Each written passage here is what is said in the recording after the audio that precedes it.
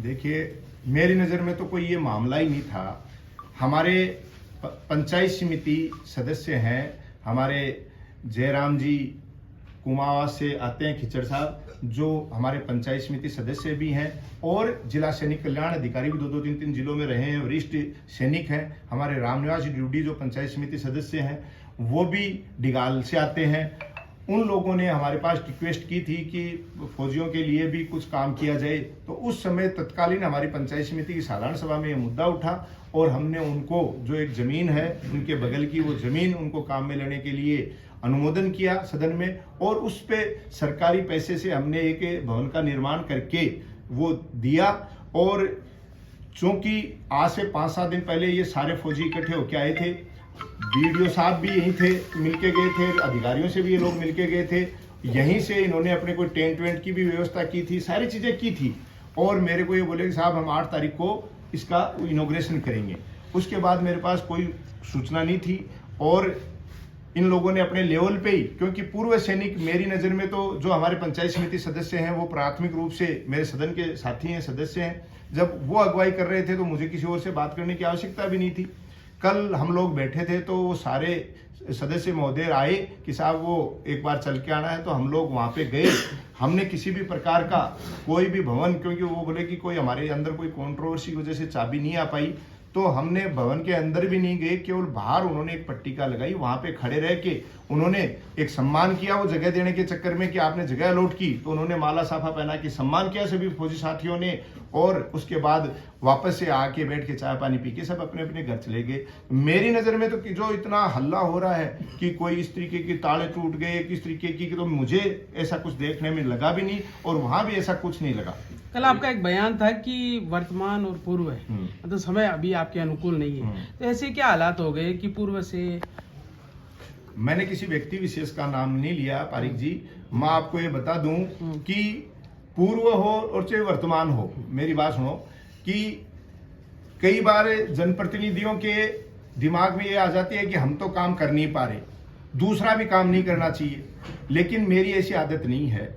और जो भी फोन करते हैं, चाहे वो पूर्व करे और चाहे वर्तमान करे, स्टाफ में जिसको भी फोन करते हैं वो चीजें छिपती नहीं है, तो उस आधार पे मैं कोई हवा में बात नहीं करता हूं। किस किस के फोन, चाहे मीडिया के बंधुओं के पास आए हों, चाहे हमारे कर्मचारी अधिकारियों के पास आए, वो सारी चीजें मेरे पास रिकॉर्डेड है कि भड़का के इस तरीके से जाके एक ही चीज चल रही है कि प्रधान को कैसे भी करके बदनाम करो, प्रधान को कैसे भी नीचे लेके आओ, इस चीजों में लगे हुए हैं। लेकिन मैं कहता हूं बाबा राम साहब पीरकार बालाजी महाराज का जब तक आशीर्वाद है कोई फर्क नहीं पड़ता। आप देख रहे हो कि झूठे आरोप लगा के और आए दिन ये लोग इस तरीके के हथकंडे करते हैं। इनका एक ही उद्देश्य है कि ग्रामीण क्षेत्र से आने वाला व्यक्ति, चाहे वो जवान है और वो चाहे किसान है, ये एकजुट होके बैठ नहीं जाए। अगर नवलगढ़ का जवान और किसान या जिले का जवान और किसान एक हो गया तो हमारी छुट्टी हो जाएगी। तो ये किसी न किसी बहाने से जवानों को और किसानों को लड़ाने का केवल काम कर रहे हैं, और जनता सब समझ चुकी है, और हम चुप हैं। हम किसी का नाम लेके आरोप प्रत्यारोप नहीं लगा रहे। और जिस दिन हमने ये, कल मैं इस पद से फ्री हो जाऊंगा, और उसके बाद जिसको जो चाहे करना है, जितने भी आरोप मेरे को कई षड्यंत्रों में और आरोपों में लगाने की मेरे को पता है। मेरा फोन ट्रेस करवाया जा रहा है, मेरे ऊपर क्या नाम है, मेरी प्रॉपर्टी की जांच करवाई जा रही है, मेरे खिलाफ आरटीआई लगाई जा रही है। किसी अपनी घरेलू या रिश्तेदार महिला से भी 5 बार मेरी फोन पे बात हो जाती है, तो उस महिलाओं को चक्कर में भी कि उसको फंसा दें, क्योंकि लोगों की पुरानी आदतें ये सब चीजें देखने की रोर है। लेकिन मैं ये कह रहा हूं, सच्चाई कभी भी झुकती नहीं है, और जितना परेशान करोगे, सत्य को परेशान करने की कोशिश करोगे, मुझे परेशान करने की कोशिश करोगे, उतना ही अगले दिन और मजबूती से खड़ा तैयार मिलूंगा। और रही बात किसी के दिमाग में गलतफहमी हो कि ये सब चीजें मैं चुनाव लड़ने के लिए कर रहा हूं, तो चुनाव की मेरे को ज्यादा मन में नहीं रहती है।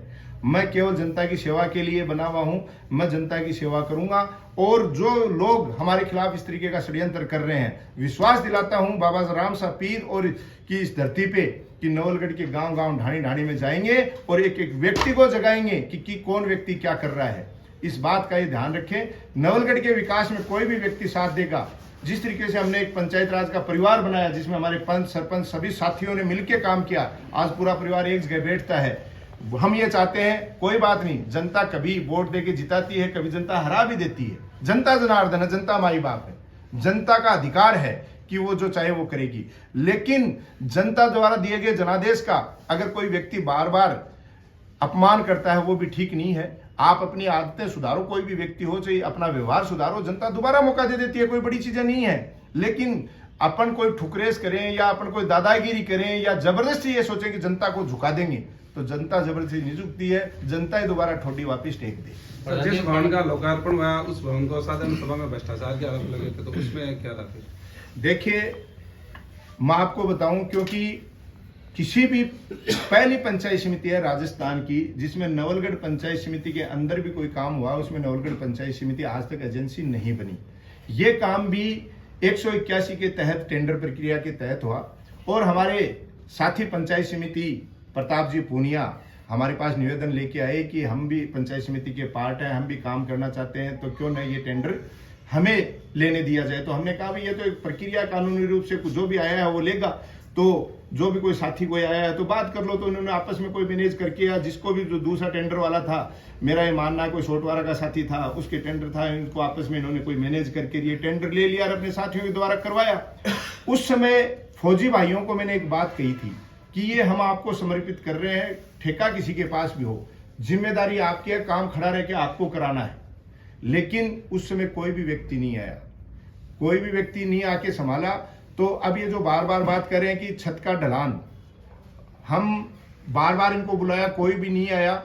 तब पिछले 15-20-10 दिन पहले जब ये सारे फौजी आए तो मैं खुद साथ जाके विजिट करके देख के आया, ठेकेदार को बुलाया, उनसे साफ सफाई कराई, कोई टूटी हुई थी, कोई गेट था, वो तुरंत प्रभाव से इमीडिएट ठीक कराया। और जो छत के ड्रेनेज की ये बात कर रहे थे, वो ड्रेनेज पहले से उस छत में नहीं था, छत में नहीं था, नाले लगे हुए नहीं थे, लेकिन उसके लिए भी हमने निर्देशित कर दिया और ठेकेदार ने स्वीकार भी किया कि साहब हमारी छत जो हमने नहीं बनाई उसमें कहीं भी पानी रुकता है तो बताओ, 3 ड्रेनेज उतारे हुए हैं, लेकिन जब उस छत को जोड़ा गया उस कोने पे थोड़ा पानी इकट्ठा होता है, तो उसके लिए भी मैंने कहा भाई आपकी जिम्मेदारी बनती है। और वो जो छत जोड़ी वो काम से एक्स्ट्रा इन्होंने जोड़ के दी उनके कहने पे, और फिर भी अगर है तो वो ड्रेनेज की अगले ठेकेदार ने स्वीकार किया कि भाई साहब मैं इसको करवा के दे दूंगा प्रधान जी। ये हमारे मेजर जयराम जी और हमारे रामनिवास डूडी और हमारे और 15-20 फौजी भाइयों के सामने की बात है। ये केवल एक व्यक्ति विशेष हो सकता है अपने चाटुकारिता के माध्यम से किसी नेताजी को खुश करने के लिए इस तरीके के अनर्गल आरोप लगा रहा है। आज मैं प्रधान संघ का प्रदेश अध्यक्ष बनाया हुआ, ये जिम्मेदारी है, कोई ऑथेंटिक लेटर थोड़ी है इन चीजों का। आज इनकी यूनियन की बात करें, यूनियन तो बनती रहती है, बिगड़ती रहती है, कभी कोई बना लेता है, कभी कोई बना लेता है, लेकिन मेरी जिम्मेदारी बनती है कि मेरे पंचायत समिति दोनों सदस्य जो रिटायर्ड सैनिक हैं, जिनके कहने पे हमने ये काम किया, वो दोनों साथ थे, पूरे प्रोग्राम में साथ थे, कोई कंट्रोवर्सी हमने देखी नहीं।